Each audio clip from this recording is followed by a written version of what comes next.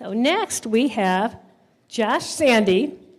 He's going to 6th grade, and he has some words of wisdom for you. He's got a little, I think he did this presentation at his school, and he's now going to do it for us today.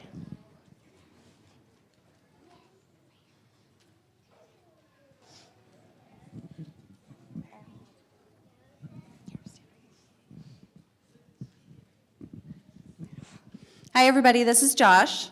And Josh did give his speech that sorry, it's hard for me to follow this. That was pretty empowering. Josh did give this speech for his grade school, and it was a tough year. And this was such a big, important speech for Josh to give to overcome some hurdles. So a lot of the content that's in this was meant to educate and advocate for ectodermal dysplasias. So some of it you guys already know. And here he goes.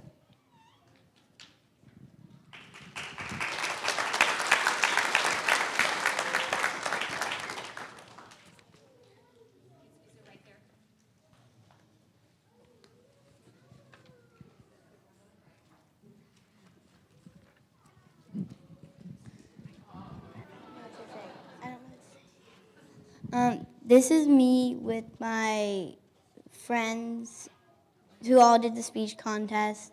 We only have a couple, and I'm trying.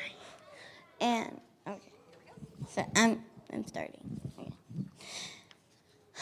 Has anyone ever come up to you and asked, "What's wrong with your teeth?" Or "Why is your hair so blonde?" Or "Why do you have to take breaks from outdoor activities?" Probably not, but I have.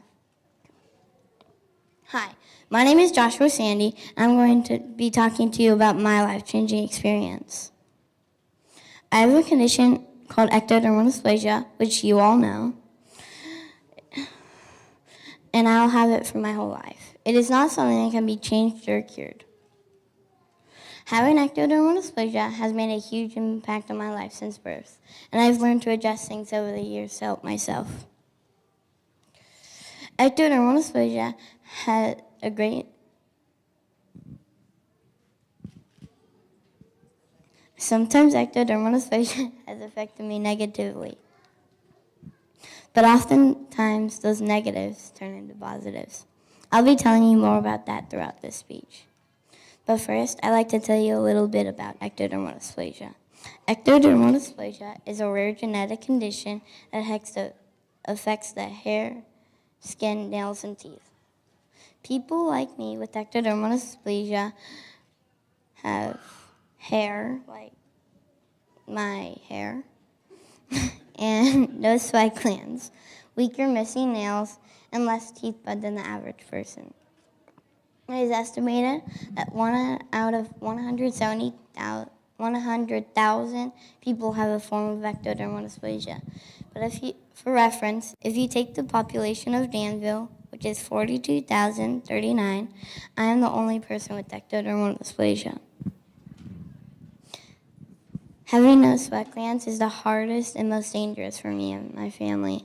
Having no sweat glands literally means I cannot sweat. And we know how sweaty us kids usually get. A heat stroke is a real possibility for me in our hot California summers. I guess not having sweat glands could be a good thing for some parents out there who do loads of laundry because of stinky gym socks. I have less teeth than most of you do. Eating's a challenge, but someday I'll have bone grafts, jaw surgery, and dental implants to give me the pearly whites I wasn't born with. Ectodermal dysplasia used to make me feel different and sometimes bad, but not anymore. Believe it or not, until a few years ago, I didn't really understand what having ectodermal dysplasia meant. Things changed for me last year when I really took the time to get to know about ectodermal dysplasia. It was hard at first, but talking about my condition gave me the confidence to try more things. I learned about myself, and I was able to be open about it to others. See, once negative, now positive. When I think about my life and how ectodermal dysplasia has affected me, I can see sometimes it has held me back from having fun. I used to be nervous to play sports because I might have to sit out and having to cool off.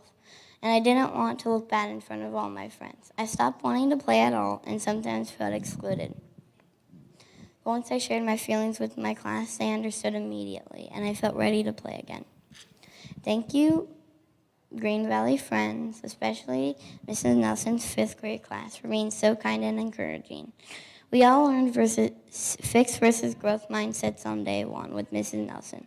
I came into this year with a very fixed mindset, and now I am here in front of all of you today with a very full growth mindset.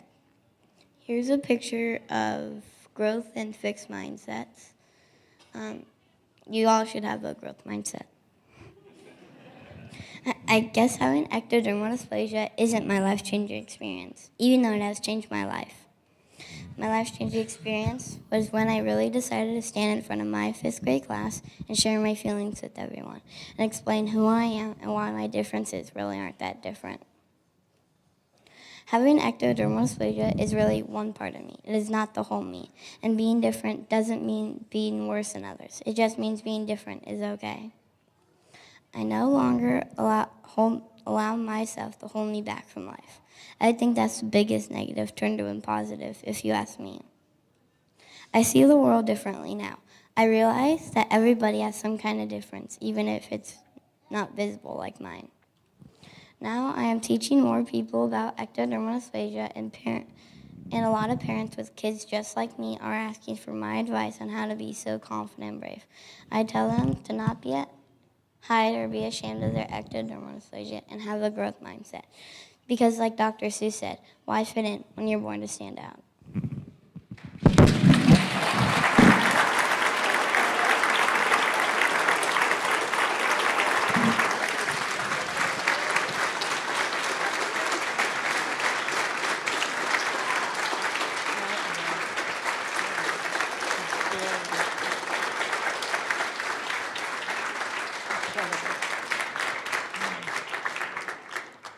Wow.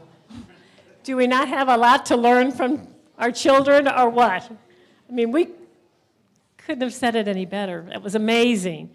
And you know, it takes a lot of courage to do that. A lot of courage. It takes courage to do that in your school, in front of your friends. And I get nervous every time I talk in front of people. It takes a lot of courage to stand in front of all of us and do such an amazing job.